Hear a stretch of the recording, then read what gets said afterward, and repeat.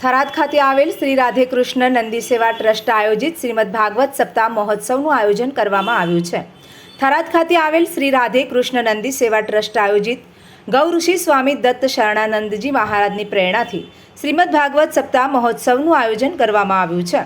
બનાસકાંઠા જિલ્લાના સરહદી વિસ્તારમાં થરાદ ખાતે આવેલ નંદી સેવા ટ્રસ્ટ એટલે કે અહીં બિનવારસી ગૌવંશ નંદી આખલાઓની નિસ્વાર્થ ભાવે સેવા કરવામાં આવી રહી છે।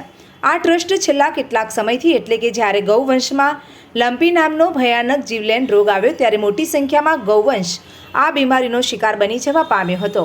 ત્યારે તેવી વિકટ પરિસ્થિતિમાં પથમેડા ગૌસેવા ધામ દ્વારા થરાદ મહાજનપુરા રોડ પર પીડિત ગૌવંશ માટે થરાદની જનતાના સહયોગથી હોસ્પિટલ શરૂ કરવામાં આવી હતી, જેમાં અનેક ગૌમાતાઓ તેમજ ગૌવંશને બચાવવામાં આવી હતી।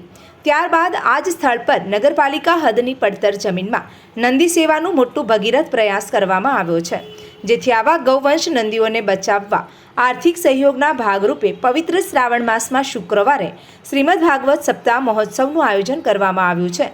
ત્યારે રામાયણ શિવકથા તેમજ શ્રીમદ ભાગવત કથાના વક્તા શાસ્ત્રી શ્રી કમલેશભાઈ કરબુણવાળાઓના મુખે ગૌપ્રેમી ગૌભક્તો સહિત ધર્મપ્રેમી જનતા રસપાન કરી રહી છે। શ્રીમદ ભાગવત સપ્તાહ કથા બપોરના 1 કલાકે પ્રારંભ કરવામાં આવે છે, જે સાંજના 5 કલાકે પૂર્ણ કરવામાં આવે છે। ત્યારે શિવનગર વિસ્તાર સહિત સ્થાનિક તેમજ આજુબાજુના ગામોમાંથી ભાવિક ભક્તો ઉમટી પડે છે।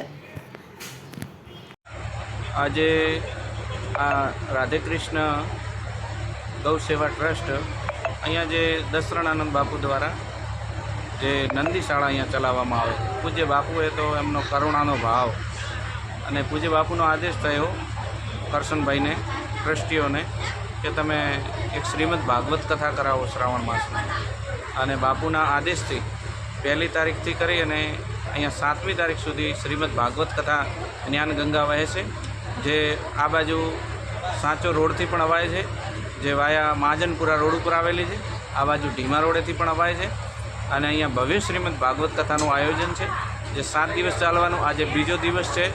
અહીંયા દરેક ભક્તો અહીંયા લાભ લઈ રહ્યા છે। શિવનગરમાંથી અચળેશ્વર મહાદેવના સાનિધ્યમાંથી પોથીયાત્રા નીકળી અને દરેક ભક્તોએ વધાવી અને અત્યારે પણ બધા ભક્તો આ કથાનો લાભ લઈ રહ્યા છે।